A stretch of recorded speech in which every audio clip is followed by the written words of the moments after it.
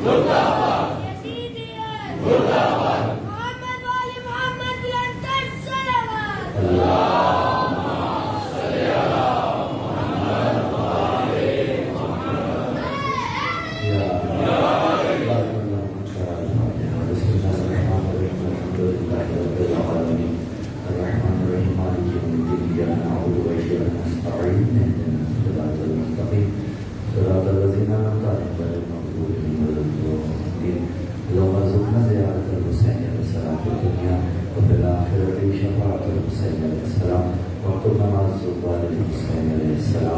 وجعلنا من الواقعين في أذان الحسين عليه السلام واحشرنا تحت لواء الحسين عليه السلام وادخلنا الجنة من باب الحسين عليه السلام بحق محمد وآله الأطهار يا إله العالمين بحق جميع المعصومين وبحق سيدة نساء العالمین جتنے ہاتھ تیری بارگاہ رحمت میں دعا کے لیے اٹھے ہیں میرے اللہ تمام کی مرادیں پوری فرما یا الہ العالمین جن مومنین اور مومنات نے دعاؤں کے واسطے کہا ہے مومن بھائی کے بیٹے بیمار ہیں اس کے علاوہ اور بھی برادر عزیز انہوں نے اپنی زوجہ کی صحتیابی کے لیے کہا مزید بھی جن لوگوں نے اپنے عزیز و اقارب کی صحتیابی کے لیے کہا باب الحوائج امام موسیٰ کاظم علیہ السلام کو سب کے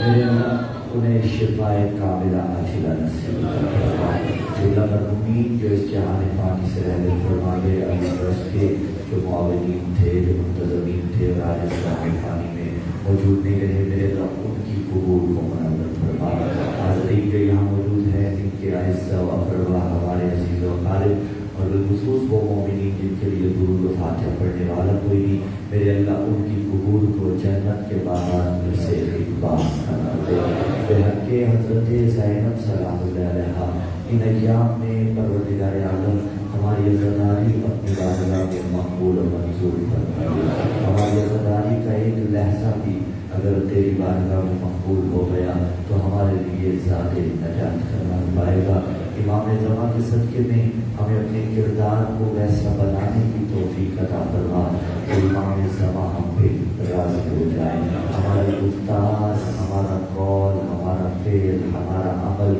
ہماری سوچ ویسی ہو کہ جیسی وقت کے آباد کے حقیقی سپاہیوں میں ہوتی ہے وقت کے امام کے حقیقی سپاہیوں کے جیسا ہمیں بنا دے یا الہ العالمین جلد از جلد معرفت ہے جو زیارہ کی توفیق عطا فرما جن کے دلوں میں تڑپ ہے اربعین کربلا میں کرنے کی جو اربعین شام میں کرنا چاہتے ہیں میرے اللہ تو اسباب پیدا کرنے والا ہے کے واسطے اسباب پیدا کر ہمارے واسطے اسباب پیدا کر کہ جلد از جلد وہ مناظر اپنی آنکھوں سے دیکھیں اور وہاں جا کے قرب الہی حاصل کریں ساری دعائیں یقیناً لبوں پہ آ نہیں سکتی مردار ماؤں بہنوں بیٹیوں کی بھی جو دعائیں ہیں آپ مومنین بزرگ موالیان حیدر کرار کی جو دعائیں ہیں خدا سب کو مستجاب فرمائے گا انشاءاللہ العزیز تمام دعاؤں کی قبولیت کے لیے خلوص ہدیہ سلامات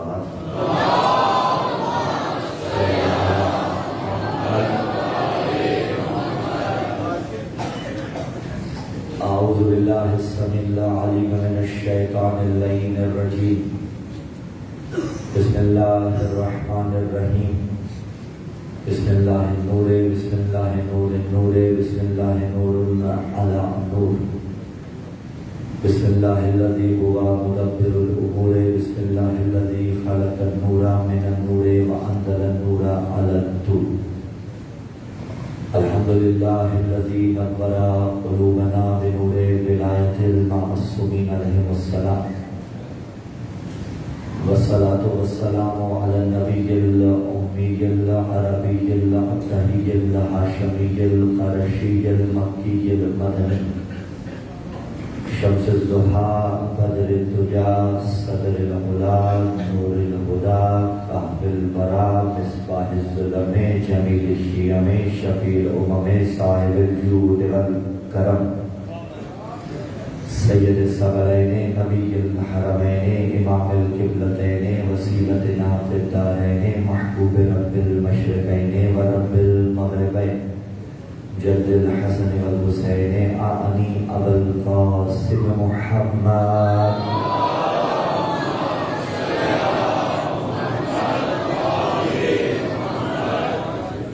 ثم الصلاة والسلام على السيد المطهر والإمام المظفر والشجاع الغضنفر أبي الشبير والشبر قاسم طوبى وسكر أشجع المدين أشرف المقين العالم المبين الناصر المعين الولي الدين الوالي الولي السيد الرزي الإمام الوسيع نقطة دائرة المطالب أسد الله الغالب مطلوب كل طالب غالب على كل غالب علي بن أبي طالب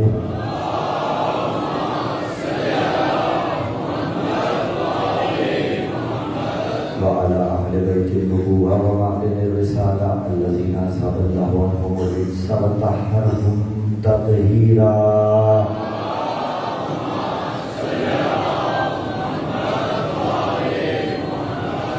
ولعنة الله على جميع أعدائهم. أما بعد قال الله تعالى في كتاب الله الناطق والقرآن الصادق والنور الصادق بسم الله الرحمن الرحيم ما ينطق عن الهوى إن هو إلا وحي يوحى. وقال في مقام آخر بسم الله الرحمن الرحيم قل لا أسألكم عليه أجرا إلا المودة في القربى. السلام على الحسين وعلى علي بن الحسين وعلى اولاد الحسین وعلى اصحاب الحسین خضوع ولایت سے مزین اور اقرے مبتت سے معطر عظمت اہل بیت علیہ السلام کے شایان شان آر نہیں وقار جانتے ہوئے عادت نہیں عبادت سمجھتے ہوئے زحمت نہیں رحمت جانتے ہوئے پرخلوص استقبالی سلامت کی تلاوت فرمائیں.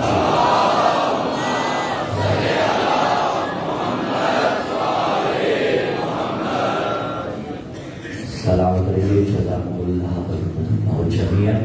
سامعین زیرکار موالیان حیدر کرار محبان آل اطہار پروردگار عالم کا لاکھ احسان ہماری ذات پر کہ اس نے ہمیں اس دروازے پہ آنے کی توفیق عطا کی کہ جس دروازے پہ آ کے انسان کسی اور در پہ جانے کا محتاج ہی نہیں رہتا. جہاں آنے کے بعد اسے علم بھی مل جاتا ہے, جہاں آنے کے بعد اسے کمال بھی مل جاتا ہے, جہاں آنے کے بعد اسے معرفت بھی حاصل ہو جاتی ہے, جہاں آنے کے بعد اسے ہر وہ خیر مل جاتی ہے جو قرب الہی کا ذریعہ قرار پاتی ہے. اور اسی قرب الہی کو حاصل کرنے کے لیے آپ موالیان حیدر کرار کا کیا ہے. ہم طفل مکتب آپ کی سماعتوں کی قدم بوسیوں کا مسلسل شرف حاصل کر رہے ہیں اور آج سلسلہ گفتگو اپنے 8ویں مرحلے میں داخل ہو چکا. عنوان سخن یقیناً آپ کے اذہان عالیہ میں اب تلق راسخ ہو چکا کہ بعثت مصطفیٰ اور معرفت ذل قربا. سلسلہ گفتگو کل جس نہج پہ رکا تھا وہیں سے آگے بڑھاتے ہیں. رسول اللہ صلی اللہ علیہ وآلہ وسلم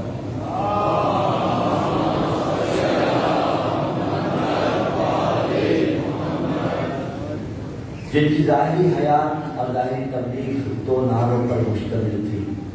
ایک نعرہ لا الہ الا اللہ جو ابتدائی نعرہ قرار پایا اور انتہائی نعرہ قرار پایا علی ولی اللہ. اور جب رسول اللہ صلی اللہ علیہ وآلہ وسلم مکہ سے مدینہ ہجرت کر کے آئے, شان نزول اس آیت مجیدہ کا انصار نے آ کے رسول سے کہا تھا. اب چونکہ تقاریر فقط 2 باقی رہ گئی اور موضوع کے تقاضے بہت سے ہوتے ہیں تو میں بڑی جامعیت کے ساتھ انشاءاللہ العزیز بہترین مطالب آپ تک پہنچا کے آپ سے دعائیں چاہوں گا. اب انصار نے آ کے رسول اللہ صلی اللہ علیہ وسلم کو آفر کی اور آفر بڑی اچھی تھی. کہا دیکھیے آپ دوسری جگہ پہ منتقل ہوئے ہیں اور یقیناً جب ایک انسان ایک جگہ سے دوسری جگہ پہ منتقل ہوتا ہے تو فائنینشلی اس کا سے اسٹرانگ نہیں رہتا. آپ کو معاشی اعتبار پہ جو بھی چاہیے میں دینے کے لیے تیار ہوں. یعنی انصار کی پارٹی یہ کہہ رہی ہے کہ ہم دینے کے لیے تیار, جو بھی آپ کو چاہیے. رسول نے کچھ نہیں لیا. رسول نے کچھ نہیں لیا اس لیے کہ مزاج لٹانے کا تھا. بھائی خدیجہ سے لیتے رہے تو اس کا یہ مطلب نہیں کسی اور سے بھی لے لیتے. خدیجہ سے لیتے رہے تو اس کا مطلب قطعاً یہ نہیں کہ کسی اور سے بھی لے سکتے تھے. یہی تو بتانا ہے کہ اگر رسول اللہ صلی اللہ علیہ وآلہ وسلم خدیجہ سے لے رہے ہیں تو اس میں کوئی مصلحت ہے. ان سے رک رہے ہیں تو اس میں بھی کوئی مصلحت ہے. اگر ان سے لیتے تو زمانہ کہیں خدا نہ خواستہ اعتراض کرتا, لیکن خدیجہ سے لینے پہ زمانہ اعتراض نہیں کر سکتا تھا. کیوں؟ اس لیے کہ ہم نے آپ کو کم مالدار پایا. ہم نے آپ کو کم مالدار پایا تو فاغنا غنی کر دیا. خدا غنی ہے یا نہیں ہے؟ رسول بھی غنی ہے. وہ چاہتا تو براہ راست بھی غنی کر سکتا تھا, لیکن وسیلہ خدیجہ سلام اللہ علیہ کو بنایا. یعنی بتا دیا کہ غنی خدا کا غنی نمائندہ جس کی دولت سے غنی بن جائے اسے خدیجہ کہا جاتا ہے.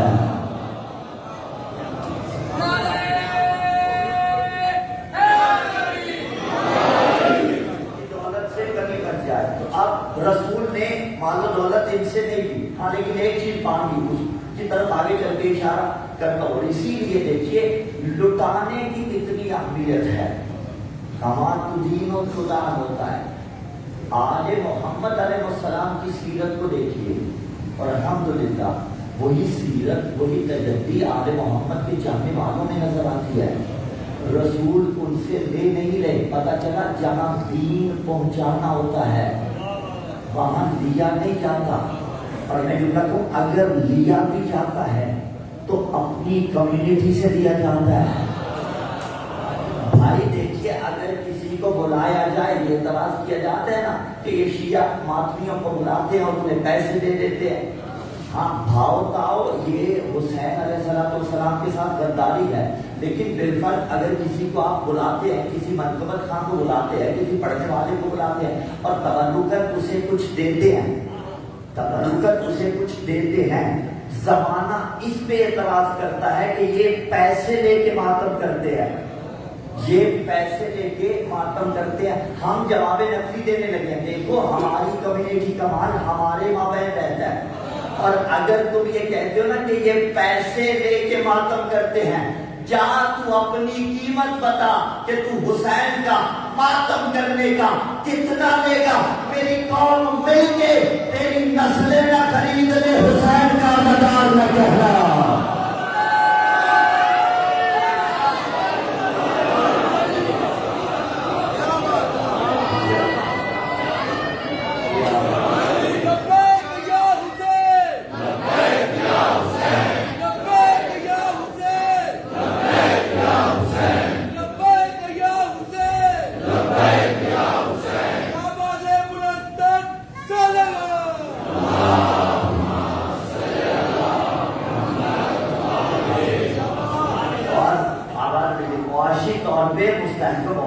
اب یہ اکنامکس کے جو ماہرین ہیں ان سے جا کے پوچھے گا. اور بھی بہت سے طریقے ہیں, لیکن ایک طریقہ یہ ہے کہ اپنی کمیونٹی کو مضبوط کرنے کا بہترین طریقہ یہ ہے کہ اپنے مال کو اپنے درمیان روٹیٹ کیا جائے. بھائی اگر آپ کو ضرورت ہے مثلا کسی کو رکھنے کی, آفس کے اندر کسی کو رکھنا ہے, کسی کو نوکر رکھنا ہے, تو پہلی پیورٹی ولا والا ہونا چاہیے. پھر بالفرض کوئی نہیں ملتا تو دوسرے بھی ہمارے بھائی ہیں, برادر ایمانی ہیں, پھر ان کی طرف جائیے. کچھ خریدنا چاہ رہے ہیں تو ترجیح بنا والے کو دیجیے. اس طرح سے ایک دوسرے کو آپ مضبوط کرتے ہوئے نظر آئیں گے. اور صرف لینے والا ہاتھ نہیں ہونا چاہیے, دینے والا بھی ہونا چاہیے. عام طور پہ یہ کہا جاتا ہے کہ مولانا بعضوں کا حالات ٹائٹ ہوتے ہیں, ہم لوگ کر نہیں سکتے. نہیں, دیکھیے یہ جو دینا ہے نا, بات پہنچی ہے نا, یہ جو دینا ہے یہ نسبتاً بدلتا رہتا ہے. فار ایگزامپل میرے پاس ایک 100 روپیہ تھا، ٹھیک ہے، میں نے 100 میں سے 10 روپے دے دیے، پیچھے بچ کے 90، مجھے جو ثواب ملے گا۔ اس کے برعکس کسی اور کے پاس 10 روپے تھے، اس نے 10 میں سے 1 روپیہ دیا، میرا اور اس کا ثواب برابر ہے کہ میرے پاس تھا 100 اور اس نے میں نے 10 دیا، اس نے 10 میں سے 1 دیا، دونوں کا حصہ برابر ہو گیا یا نہیں ہو گیا؟ 10واں حصہ دونوں دے رہے ہیں، 10% دونوں دے رہے ہیں۔ تو اب اس طرح سے یہ اس پہ خود آپ تطبیق کر لیجیے کہ اس پہ ہر انسان خود کام کر سکتا ہے کہ کتنا اس کے پاس ہے اور وہ دے رہا ہے اور کہاں کہاں دے رہا ہے۔ اور الحمدللہ یہ جو ایام ہے، یہ جو حسین پہ لٹایا جاتا ہے، خدا سلامت رکھے۔ اور ترجیحات کو دیکھتے آئیے گا، واجب پہلے، یعنی واجبی ادائیگی پہلے ہونی چاہیے، پھر مستحبی ادائیگی کی طرف آئیے۔ اگر واجب کسی کے ذمہ ہے، خمس کسی کے ذمہ ہے تو وہ خمس ادا کرے، اگر زکات کسی کے ذمہ ہے تو وہ زکات کرے، پھر مستحبات کی طرف آئیے۔ اب وہ مستحبات انسان خود تطبیق کر سکتا ہے، صدقہ ہو، خیرات ہو، کوئی عزیز و اقارب کو دینا ہو، دیگر لوگوں کو دینا ہو، لیکن دینا سیکھیے۔ اور ایک چیز کہوں گا، اپنے بچوں کو، آپ صدقہ دیتے ہیں یقیناً دیتے ہو گے، بس آپ جو میں اور بات آگے بڑھتا ہوں، اپنے بچوں کو اپنے ہاتھوں سے دلوانا سکھائیں، چھوٹے بچوں کو اپنے ہاتھوں سے دلوانا سکھائیں۔ کسی فقیر کو صدقہ دے رہے ہو تو بچے کے ہاتھ میں دے کے بیٹے دو، ٹھیک ہے، کسی جگہ کسی ٹرسٹ میں تعاون کر رہے ہو، کسی مسجد کے ساتھ تعاون کر رہے ہو تو کوشش کریں ریسیپٹ اپنے نام کی نہ کٹوائیں۔ بھائی ریسیپٹ کٹنے میں کیا ہے؟ بچے کے نام کی کٹے یا بڑے کے نام کی کٹے، اس پہ کوئی حرج تو نہیں ہے، لیکن بچے سے کہیں بیٹے آگے بڑھو اور آپ کٹواؤ۔ جب ایسے کرو گے نا، ہم اور آپ دنیا سے چلے بھی جائیں، ہماری نسلیں ایسی ہوگی جو بچانے والی نہیں ہوگی، حسین پہ لگانے والی ہوگی۔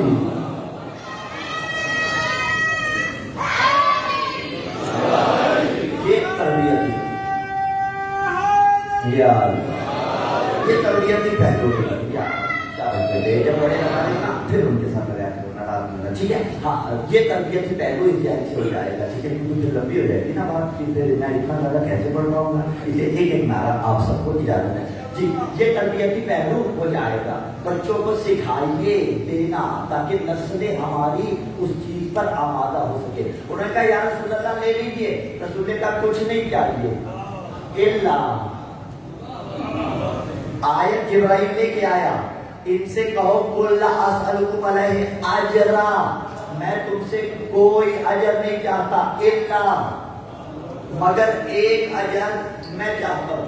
اچھا، اس الا کے ساتھ ہمارا رشتہ بڑا پرانا ہے، اور ایک رشتہ جسے ہم نے کل ریکال کیا تھا کہ نبی کا پہلا نعرہ تھا لا الہ الا اللہ، پہلا الا مل گیا یا نہیں مل گیا؟ یعنی یہ پہلا الا کلمہ توحید میں آیا، دوسرا وما ارسلناک الا رحمۃ للعالمین، دوسرا الا مل گیا یا نہیں مل گیا؟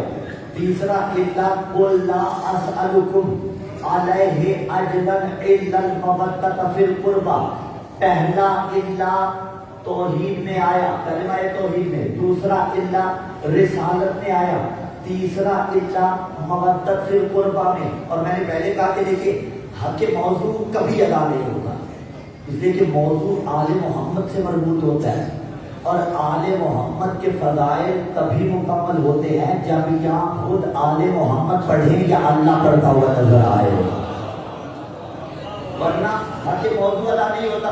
لیکن تیسرا برس ہے کچھ نہ کچھ یہ وقت تک کوشش کرتا رہتا ہے نا، جملہ جو کہا ذمہ داری کے ساتھ کہا حق موضوع یا آل محمد کے فضائل کا حق تب ادا ہوتا ہے جب خود آل محمد پڑھے۔ اور میرے نبی ما ينطق عن الهوى ان هو الا وحی یوحی، اور یہ اپنا زبان نے کہا تھا لو ان الریاض اقلام والبحر مداد والجن حساب والانس كتاب ما احصوا فضائل علی ابن ابی طالب، کہ اگر سارے قلم دنیا کے درخت بن جائیں، سارے سمندر سیاہی بن جائے، والجن حساب، سارے جنات حساب کرنے والے بن جائے، انسان تحریر کرنے والے بن جائے، ہوگا کیا؟ تمام درخت قلم بنے، تمام سمندر سیاہی بنے، فالجن حساب سارے جنات حساب کرنے والے بنے، والانس کتاب سارے حساب لکھنے والے بنے. لیکن جب یہ سارے مل جائیں تو بھی جنات، انسان، سارے سمندر، سارے قلم مل کر ما احصوا فضائل علی ابن ابی طالب مل کر بھی جس کے فضائل کو شمار نہ کر سکے اسے علی ابن ابی طالب کہتے ہیں.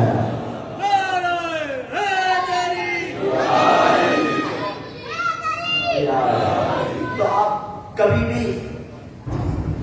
بھی حق کے موضوع ادا نہیں ہو سکتا، لیکن مگر یہ کہ خدا خود بیان کرے، آل محمد خود بیان کرے، لیکن اپنی استعداد کے مطابق کوشش تو کرنی ہوتی ہے. اسی کوشش کا نام ہے. اب اس کو میں زیادہ کھول نہیں رہا ہوں.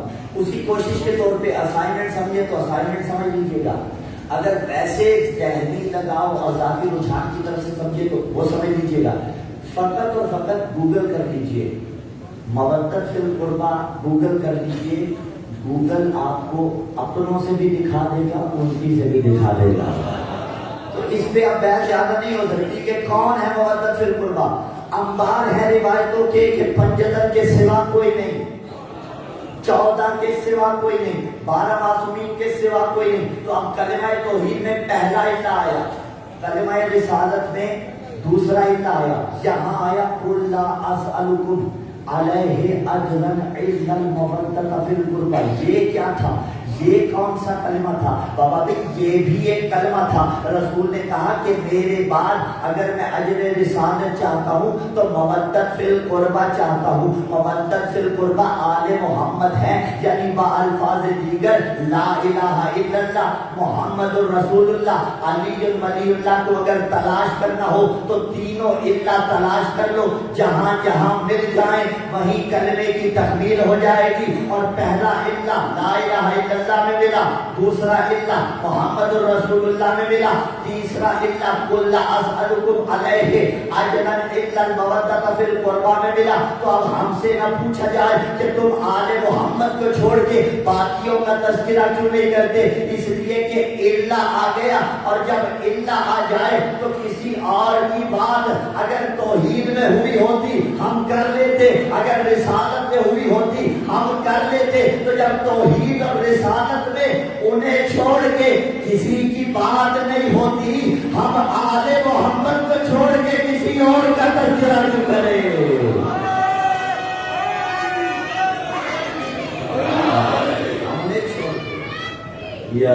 ہم نے چھوڑ کے کسی اور کا تذکرہ کیوں کرے؟ جہاں اللہ آئے نا وہاں چھوڑا نہیں جاتا. اسی لیے جب عباس کو امان دی گئی، ابھی کسی نے خواہش کا اظہار کیا تھا کہ خطبہ مولا عباس پڑھیے، تو ان کے لیے کہ وہ جب پہلے برس آئے تھے 2 برس پہلے، اس دن 8 محرم کی مجلس کو اسے سرچ کر لیجیے گا اور اسی میں سن لیجیے گا. اسی علی مسجد میں وہ خطبہ ہم نے پڑھ دیا. لیکن میں موضوع کے ساتھ مربوط کر لوں اور بات آگے بڑھاؤں. جناب عباس علیہ السلام کو موضوع کے ساتھ بالکل مربوط ہے، لطف لیجیے گا جملے کا. جناب عباس علیہ السلام کو امان دی گئی تھی کیونکہ شمر مولا عباس کا رشتہ دار تھا ماں کی طرف سے. لیکن ہمارے یہاں رشتہ داریاں نہیں چلتی.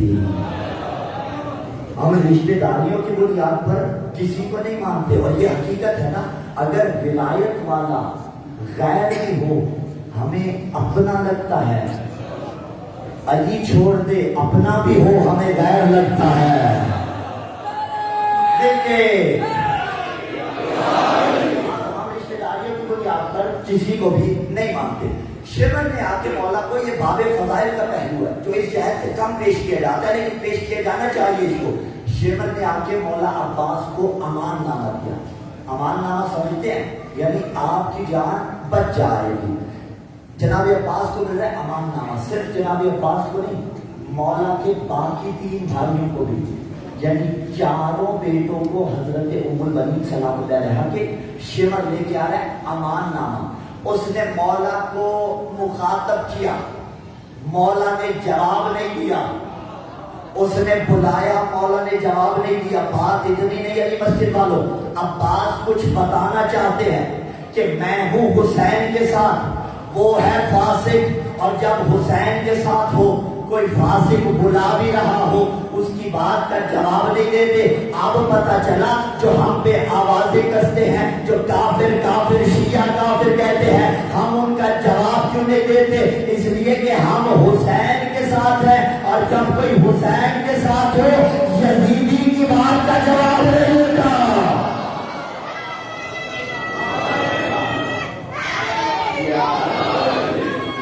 اچھا اس میں بھی شیعہ ایک ہی ملے گا. صلوات پڑھے محمد والے محمد کی ذات پہ. تو ہم تو جواب نہیں دیتے, ہم جواب نہیں دیتے. جناب عباس نے جواب نہیں دیا. اب ہوا کیا؟ حسین علیہ السلام نے کہا کہ دیکھو عباس جواب دو. اب جب حسین نے کہا تو عباس جواب دے رہے ہیں. یعنی مجسم اطاعت جس میں حسین کی بھری ہو اسے عباس کہا جاتا ہے. ہاں, اور مجسم اطاعت کی طرف میں آتا ہوں, لیکن پہلے جملے کو مکمل کر دوں. یہاں اگر روک لیا آ جائیے. بسم اللہ, خدا آپ کی زحمات کو بھی قبول فرمائے اور توان و بیان میں مزید تاثیر عطا فرمائے. توجہ ہٹا ہے آپ کی, ٹھیک ہے. تو اب جناب عباس نے حسین علیہ السلام کے کہنے پر جواب دیا. اب مولا عباس نے جواب دیا. لطف آپ نے لینا, جملے ہمارے نہیں مولا عباس کے ہیں. اور جو میں کہہ دوں, مولا عباس نے کب جواب دیا؟ جب حسین نے کہا. لیکن جو جواب دیا وہ باکمال کر دیا. مولا نے کہا کیا ہے, اپنے الفاظ میں پیش کرے. تو اس نے کہا امان نامہ کس کے لیے؟ آپ اور آپ کے بھائیوں کے لیے. کہا تجھ پہ بھی لعنت.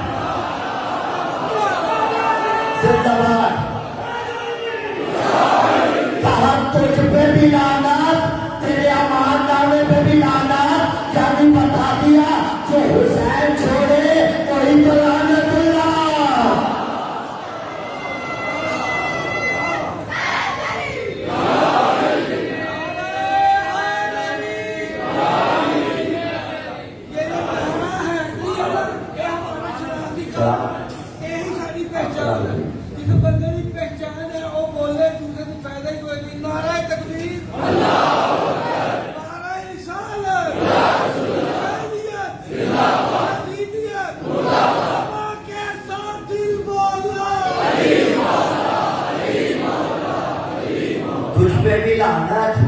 تیرے امان نامے پہ بھی لعنت, اس کے بھیجنے والے پہ بھی لعنت. یہ منزل فضائل عباس ہے.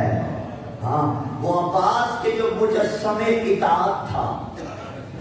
السلام علیک یا من وفا ببیعتہ, یہ جملے مولا کے حرم کے دروازے کے اوپر بھی لکھے ہوئے ہیں. آپ نے سن رکھا ہے نا, جناب عباس با وفا تھے. وفا کسے کہا جاتا ہے؟ یہ منزل تفکر ہے. گلاس لے آئیے, جگ لے آئیے. پانی کے لیے گلاس استعمال ہوگا. جگ سے دیکھیے گا لفظوں کی خطابت بھی ہوتی ہے اور اشاروں کی خطابت بھی ہوتی ہے. گلاس کو دے دے پانی میں, گلاس بھر جائے. بھرنے کے بعد بھی جگ کو روکے نہیں, مزید دے لیں. اب ہوگا کیا؟ گلاس سے پانی باہر گرنے لگ پڑے گا. یہ جو کیفیت ہوتی ہے نا, اسے عربی میں کہتے ہیں وفا. کہ جب ایک ظرف بالکل بھر جائے اور اس میں مزید گنجائش ہی نہ ہو. عباس با وفا, اور کس کا وفادار؟ صرف حسین کا نہیں. زیارت کے جملے مولا عباس کی. السلام علیکہ ایھا العبد الصالح, اے عبد صالح آپ پر سلام. کس کا عبد صالح؟ المطیع للہ, جو اللہ کا مطیع ہے. والے رسول ہی, معرفت کے آنسو آنکھوں میں سلامت رہے. والے رسول ہی اور رسول کا مطیع ہے. والے امیر المومنین اور امیر المومنین کا مطیع ہے. والحسن اور حسن کا مطیع ہے. والحسین اور حسین کا مطیع ہے. یعنی عباس حسین کا مطیع بھی ہے, حسن کا مطیع بھی ہے, علی کے مطیع بھی ہے, اور اس کے ساتھ ساتھ پیغمبر اسلام صلی اللہ علیہ وسلم اور حضرت زہرا سلام اللہ علیہا کے مطیع بھی ہے. पंजतन के मुती हैं अब्बास, अब्द साले पंजतन के। और अब का माना बात थोड़ी खुल जाएगी तो खुल जाए, खैर है, वक्त बहुत है। अब का माना आप जानते हैं, आपका तर्जुमा ये किया जाता है कि अब यानी गुलाम। गुलाम, ये गुलाम तर्जुमा क्यों किया जाता है? गुलाम आजकल तो नहीं होते, गुलामी का कल्चर तो पहले था। इन दो तमहीदों को जहन में जगह देना है, मैं बात को फैला रहा हूँ, लेकिन जब नतीजा मिलेगा तो फज़ाइल आले मोहम्मद का बहार बेकरा देखिएगा कहाँ जाएगा इंशाअल्लाह वजीद। ये दोनों नतीजे मैंने मिला के देने हैं तीसरे नतीजे के साथ, दोनों मुकद्दमे ध्यान में रखिएगा। वफा किसे कहा जाता है? अब्बास पंजतन के इताअत गुजार थे, ठीक हो गई बात। अब्बास अब्दे साले थे। अब किसे कहते हैं? अब कहते हैं गुलाम। अच्छा, गुलाम क्यों कहा गया? आपका तर्जुमा गुलाम क्यों किया गया? आपका तर्जुमा गुलाम इसलिए किया गया कि पुराने जमाने में एक अब्द होता था, एक आका होता था या मौला होता था। अब्द अपने ऊपर कोई हक तसर्रुफ नहीं रखता था, यानी जो भी उस पे हक होता था उसके आका और मौला का होता था। मतलब उसका माल भी उसका नहीं होता था। आका कहता था सो तो सो जाता था, आका कहता था खा तो खा लेता था। फिर सवाल यहाँ पे होता है कि ये तो अजीब सा कल्चर है, आजकल बहुत से इज़्म की गिरफ्तार है ना, वो कहते हैं ये क्या इस्लाम कैसा मजहब है जो गुलामी का दर्स दे रहा है? बाबा, इस्लाम गुलामी का दर्स नहीं दे रहा, ये कदीम जमाने से राइज था गुलामी का कॉन्सेप्ट। इस्लाम ने आके इसको एकदम खत्म नहीं किया, बल्कि इब्तदा में इनके हुकूक मुतारिफ करवाए। जब हुकूक मुतारिफ करवा दिए उसके बाद आहिस्ता आहिस्ता इस्लाम ने इस कल्चर को खत्म कर दिया। ये तलीजी वाला तसव्वुर, ये लोडियो वाला तसव्वुर, ये गुलामी वाला कल्चर इस्लाम ने इस तरह से खत्म किया। तो अब इस्लाम पे शिकार नहीं होना चाहिए कि इसने तो कलीजी के कल्चर को प्रमोट किया, नहीं। दरअसल इस्लाम ने उसको आहिस्ता आहिस्ता खत्म किया, गुलामी के कल्चर को आहिस्ता आहिस्ता खत्म कर दिया, हुकूक मुतारिफ करवा के। तो आका जो कहता था गुलाम वही करता था। इसीलिए मौला अमीर ने फरमाया था ना कि अना अब्दुम मिन अबीद मोहम्मद, कि मैं रसूल के अदना से पैरोकारों में से अदना सा पैरोकार, यानी मैं हूँ रसूल का गुलाम। रसूल का गुलाम क्या मतलब? जो रसूल कहते हैं अली वो करता है, जो अली करता है वो रसूल का कहा होता है, और जो रसूल का कहा होता है वो अल्लाह का कहा होता है। तो अब अगर हम अली की पैरवी करते हैं तो इसका मतलब ये है कि हम अल्लाह की पैरवी कर रहे हैं, कि अली वो कहते हैं जो रसूल कहते हैं, और जो रसूल कहते हैं वो अल्लाह कहता है। अगर ये बात समझ में आ गई तो गालिब के दो मिसरे समझ में आ जाएंगे कि गालिब नबी में दोस्त से आती है भूए दोस्त, मशगूल हक हूँ बंदगी बुलतराब में, कि मैं अली की पैरवी करके अल्लाह की तरफ जा रहा हूँ। और जब गालिब ने ये मिसरे लिखे ना, जिसके लिए तफसील करनी पड़ी मुझे भी समझाने के लिए, अगर तफसील ना हो तो इज्तिमा हो जाता है। तो भोपाल जो उस वक्त मरकज समझा जाता था, जैसे आज कोई और मरकज समझा जाता है, अल्लाह ही अल्लाह का, ठीक है ना, बात पहुंच रही है ना। तो अब भोपाल जो मरकज समझा जाता था, वहां के मुफ्ती आजम ने खत लिख दिया गालिब को, और गालिब को खत लिखा कि ये मक्का तेरी गजल का मैंने पढ़ा कि गालिब नदी में दोस्त से आती है हुए दोस्त, मशगूल हक बंदगी अबू तुराब में। उसने कहा गालिब मैंने तेरी गजल का मक्का पढ़ा, पहले मुझे डाउट था कि तू मुशरिक है, जहन्नमी है, अब मुझे कंफर्म हो गया कि तू मुशरिक है, तू जहन्नमी है, तू जहन्नम में जाएगा। अब गालिब ने इसको देना था जवाब। जनाब गालिब ने जो जवाब लिखा कमाल का है। मुफ्ती साहब तो हिले में थे ना, कहेंगे मुफ्ती साहब के बला काबा फुला फुला। गालिब ने जवाब दिया और खत की पहली सतर लिखी, कहा अबे मुफ्ती सुन, इसे पढ़ के यकीनन वो हो गए होंगे सुन, कहा तू मुझे कहता है मुशरिक। और जो गालिब ने तारीफ की बड़ी परफेक्ट तारीफ थी शिर्क की। कहा मुशरिक वो होता है जो अल्लाह की जात, सिफात और अफआल में किसी को शरीक ठहराए। खुदा की कसम मेरी कौम मुशरिक नहीं है। हमने कभी नहीं कहा कि अली के साथ अल्लाह शरीक है, ہم تو ہمیشہ کہتے ہیں آل محمد کے پاس جو کمالات ہیں وہ اللہ کی عطا کرتا ہے. بات پہنچ رہی ہے نا؟ تو آپ غالب نے کہا شرک وہ ہوتا ہے کہ جس میں ذات صفات یا افعال میں خدا کے ساتھ کسی کو شریک ٹھہرایا جائے. ایسا تو میں نے کیا نہیں، کر رسول کے ساتھ بھی کسی کو شریک نہیں ٹھہرایا، ایسا بھی میں نے نہیں کیا.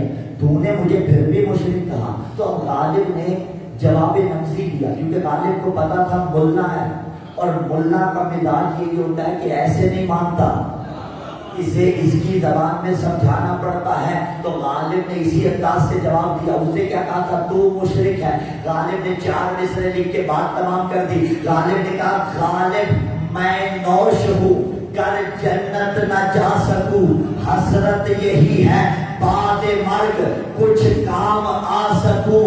ایندھن بنا دے مجھ کو جہنم کا اے خدا، ہر دشمن علی کا کلیجہ جلا سکوں.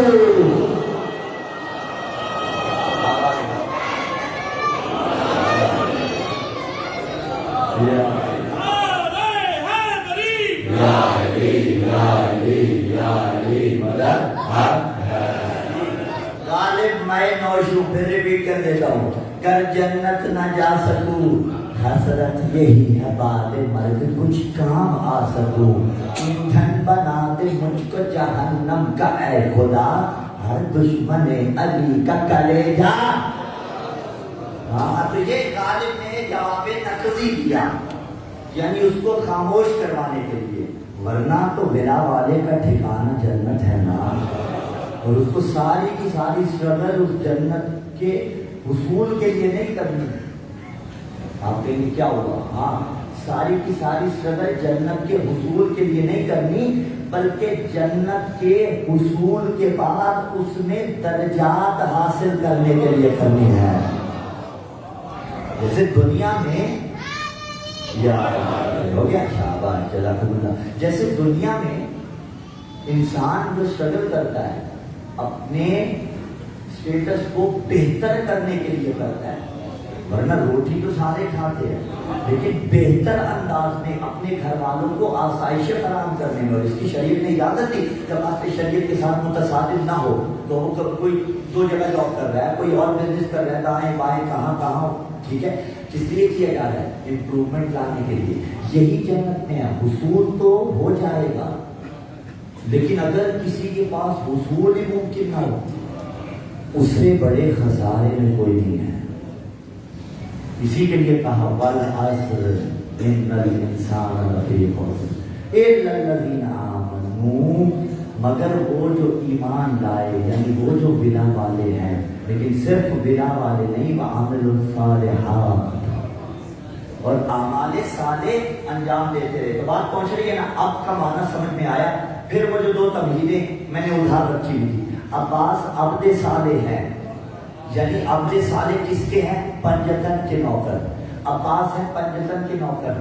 میں آپ کس کے نوکر ہیں؟ پنجتن کے ہیں. اور عباس کے بھی ہیں. وہی جو جملہ آپ پنجابی میں لکھے پھر رہے گھروں کی دیواروں پہ، گاڑیوں کے پیچھے، بائکس کے اوپر کہ میں نوکر غازی، جملہ بالکل درست ہے. میں نوکر عباس کا، میں عباس کا نوکر ہوں. عباس کن کا نوکر ہے؟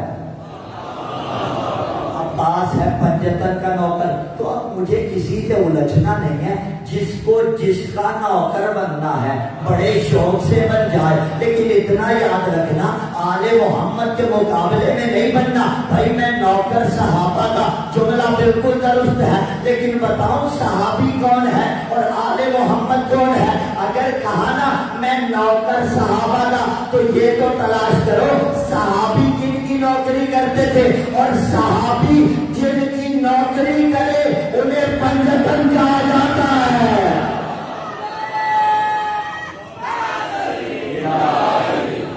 صحابی جن کی نوکری کریں انہیں پنجتن کہا جاتا ہے. ہاں، مالک اور نوکر کبھی برابر نہیں ہوتے. مالک مالک رہتا ہے، نوکر نوکر رہتا ہے. تو عباس ہے عبد صالح. اب پتا چلا وفا ذہن میں ہے نا، جب گلاس بھر جائے، ظرف بھر جائے، ہم اور آپ منزل کمال تک نہیں پہنچتے.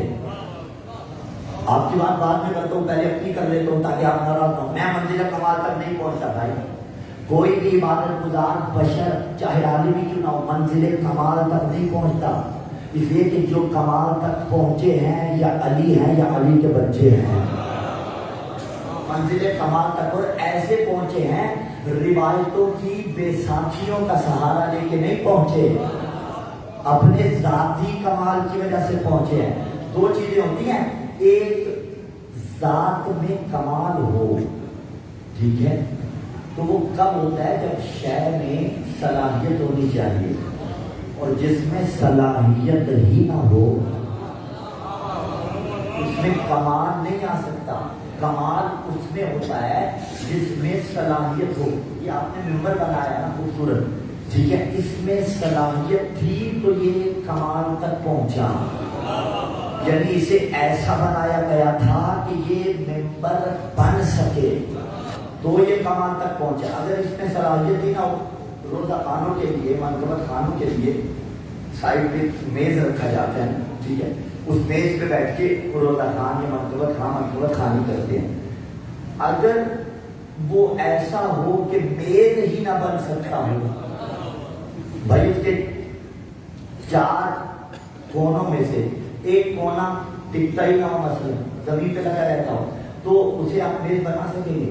جب میز نہیں بنے گا تو کجا کہ وہ ممبر بنے، کیونکہ ذات میں کمال تب ہوگا جب صلاحیت ہوگی۔ علی یا علی کے بچوں میں کمال تھا تبھی تو باکمال بنے، ورنہ کس کس کو اٹھاؤ گے روایت کے سہارے؟ جملے بڑی آہستگی سے بسرے آپ کے سہارے حوالے، لیکن یاد رکھیے گا کس کس کو اٹھاؤ گے روایت کے سہارے؟ تاریخ کے کوڑے میں بہت لوگ بڑے ہیں۔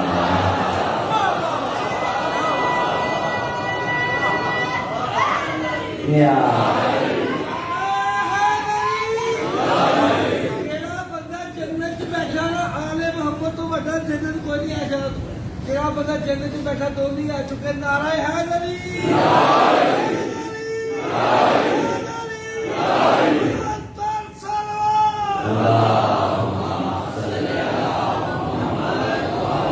یہ بلند تھی تو پھر آہستہ تلاوت فرما لیجیے۔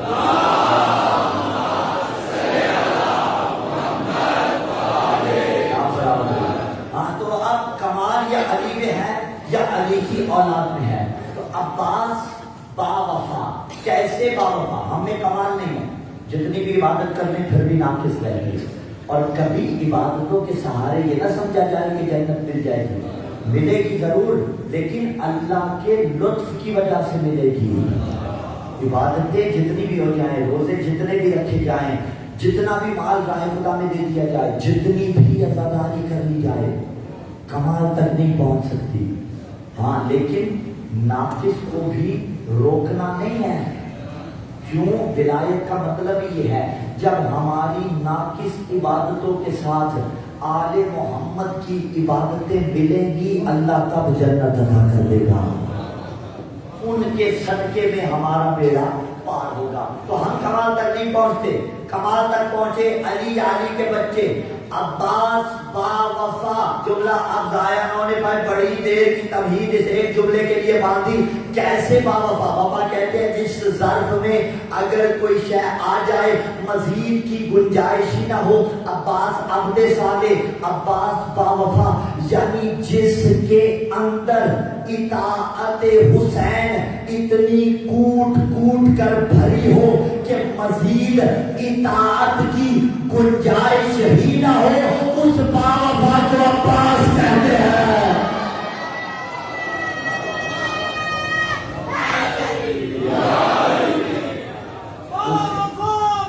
آخری بندے کا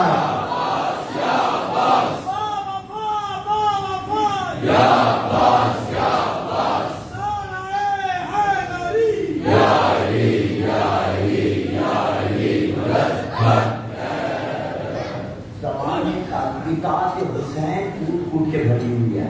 میں تمہیں کہتے چلا جاؤں، بعض اوقات جناب عباس کا جو تعارف ہمارے یہاں سے پیش کیا گیا وہ اشتباہ پر مشتمل ہے۔ کیسے مطلب؟ خدا نہ خواستہ آج علی مسجد کے اس اجتماع میں کوئی سید، کوئی غیر سید، علی ولی اللہ پڑھنے والا، خدا نہ خواستہ نقل کفر نواشد، اگر یہ تصور بھی کرے کہ مثلا حسین علیہ السلام کا فلاں فیصلہ درست نہیں تھا، کبھی نہیں، تصور بھی کرے، تو آپ کا استغفار دلالت کر رہا ہے کہ وہ گیا حسینی ہونے کے دائرے سے، جائے گا یا نہیں جائے گا؟ کیوں؟ وقت کا امام حسین ابن علی، علی کا بیٹا، کیسے ممکن ہے عباس کو حسین کے فیصلوں پہ اشکال ہو؟ جو حسین کی جی میں جی ملائے اسے عباس کہتے ہیں۔ اطاعت حسین جس کے اندر راسخ ہو، کیونکہ وقت کا علی تھا عباس اور زمانے کا محمد تھا حسین۔ کبھی علی نے رسول کے فیصلوں پہ اشکال نہیں کیا تھا، تو اس چیز کو سمجھنے کی ضرورت ہے۔ منزل فضائل میں بھی وقت کا علی اتنی خوبصورتی سے اگر آپ نے جملہ سماعت فرمایا تو بخل نہیں ہونا چاہیے۔ میر علی اس کے جملے دے دوں یہیں پہ، کہا عباس علی یوسف کنعان علی ہے۔ بھائی یعقوب کا ایک یوسف تھا، فرمایا یہاں یعقوب علی ہے اور اس کا یوسف عباس ہے۔ عباس سے علی یوسف پہ خدا کروٹ کروٹ درجات مزید بلند کرے۔ میر علی صلی اللہ علیہ وسلم کے کہا عباس سے علی۔ اچھا بچوں کے لیے ایک آخر میں مصرع آئے گا، اس کا معنی یہ، اس مصرے کے اندر ایک لفظ آئے گا، وغا کہتے ہیں میدان جنگ کو، یعنی میدان جنگ کو وغا کہا جاتا ہے۔ کہا عباس علی یوسف کنعان علی ہے، شمشاد قبا پوش گلستان علی ہے، شبیر کا دل روح حسن جان علی ہے، شوکت سے دلاور کی عیاں شان علی ہے، ہاتھ اس کے نہ کیوں کر رہے میدان وغا کا، فرزند زبردست ہے وہ دست خدا کا۔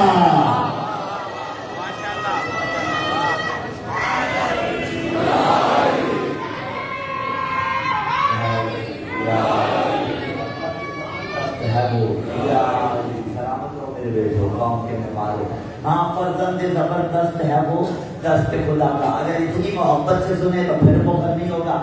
پدر کسے کہتے ہیں؟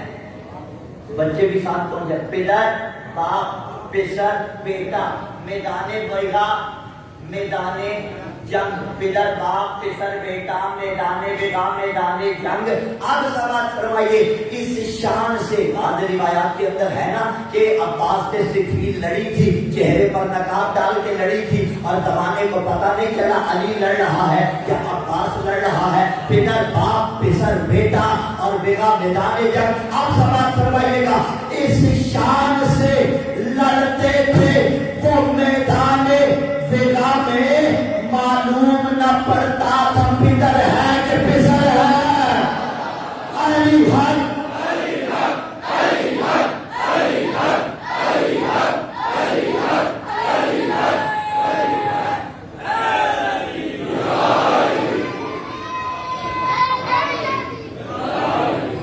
عباس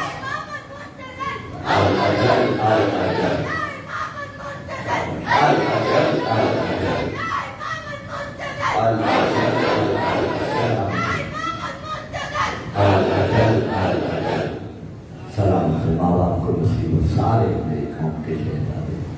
عباس بابا کا بھائی کا بابا، اپنے رشتوں میں وفا لے کے آئیے، اپنے پیاروں کے ساتھ وفا کیجیے، دلی طور پر خدا لائیے، تب عباس کی راہ کا ادا ہوگا۔ 4 بیٹے اللہ نے بیوی کو عطا کیے تھے،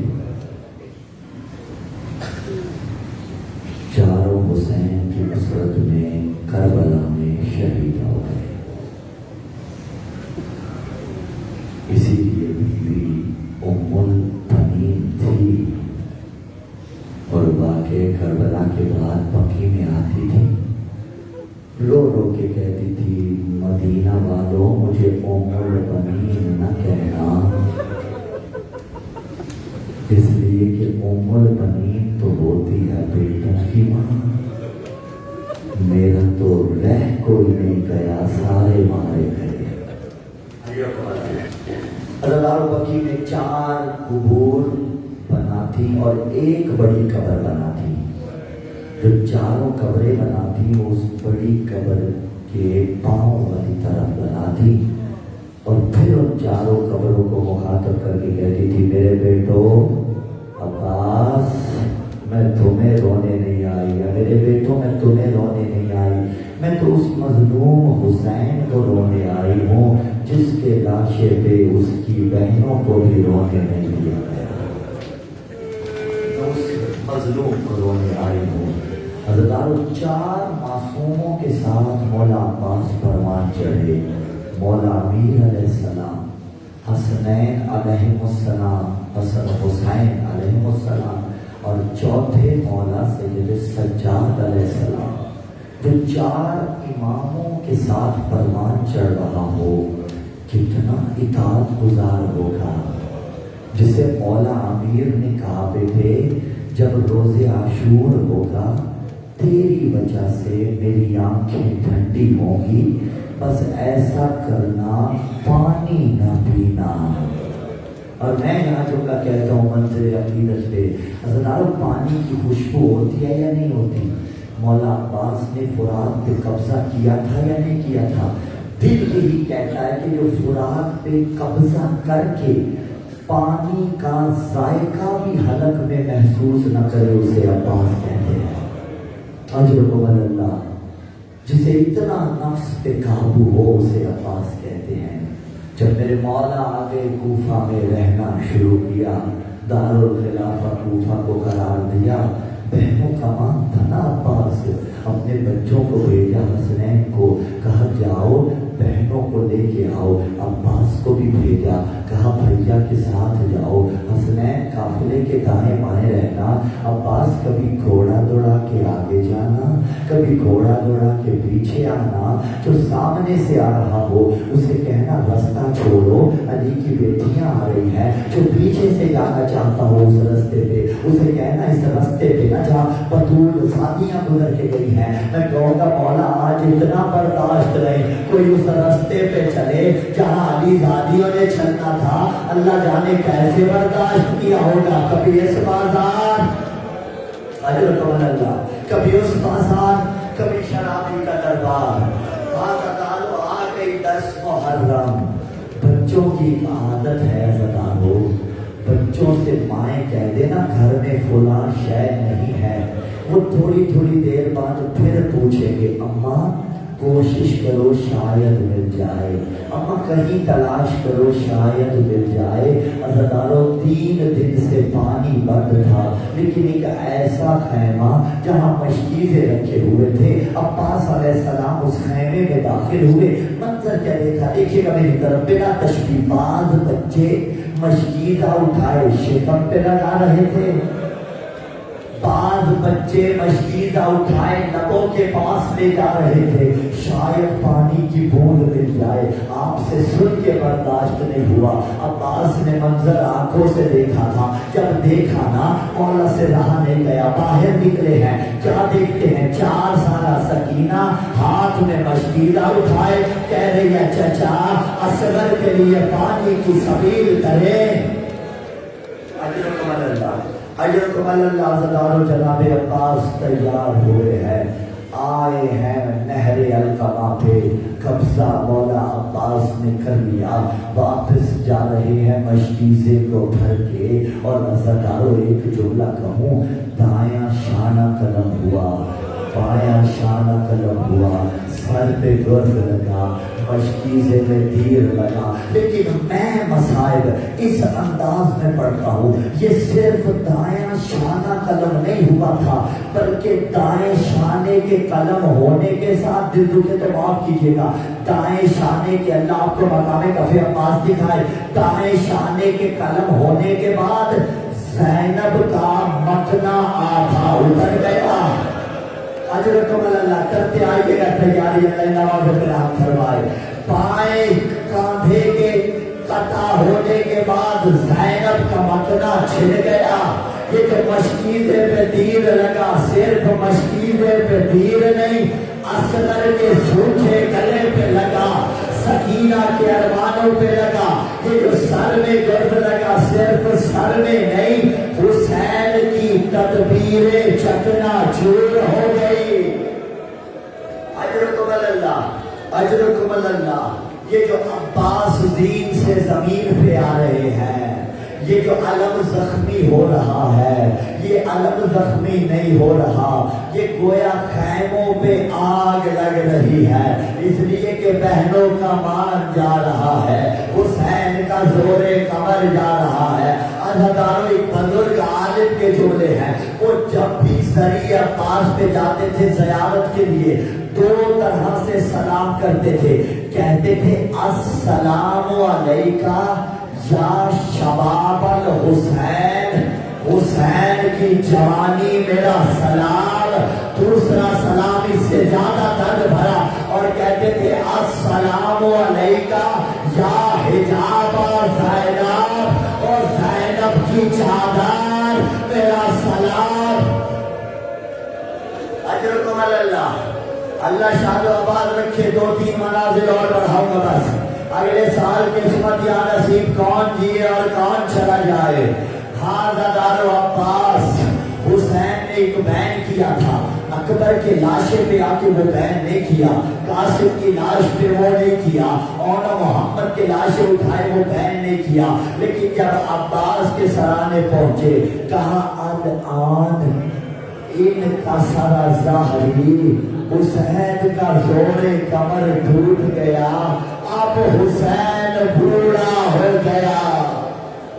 اجرکم اللہ، اجرکم اللہ۔ زدارو، ایک مرتبہ حسین مولا نے غازی عباس کا سر اپنے زانوں پہ رکھنا چاہا، مولا نے جھٹکا دیا اور سر کو پیچھے کیا، کہا عباس کیوں ہٹا رہے ہو؟ کہا مولا و آقا ابھی میں گرا ہوں، آپ سر لینے کے لیے آئے ہیں، کچھ دیر بعد جب آپ گریں گے ارے کوئی نہ آئے گا، عجب نہیں پہلو سے صدا آئی عباس سر رکھ، میں ٹوٹی ہوئی پسلیوں والی، ارے بکی چھوڑ کے آ گئی۔ عزادارو، جو بھی گھڑ سوار سے زمین پہ آتا تھا بازوؤں کے سہارے آتا تھا، کرو انصاف، جس کے بازو نہ رہے ہو اللہ جانے کیسے زمین پہ آیا ہوگا۔ آخری جملے عزادارو، اسی لیے جب عباس زمین پہ آئے لاشا سلامت نہ رہا۔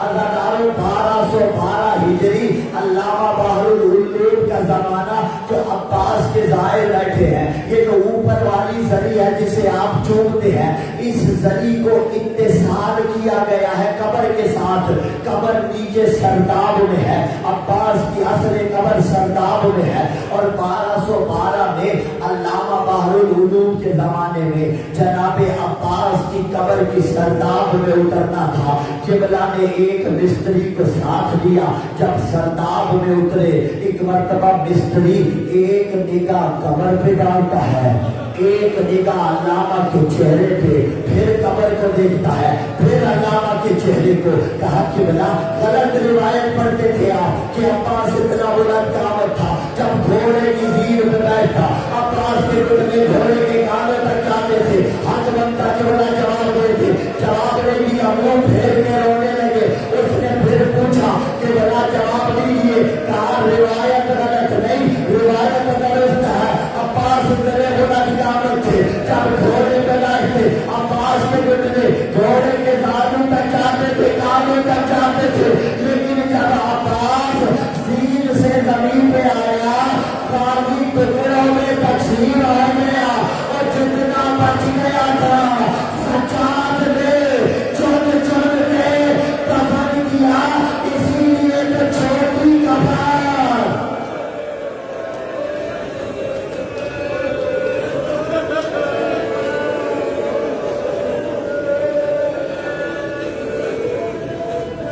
ماتم عباس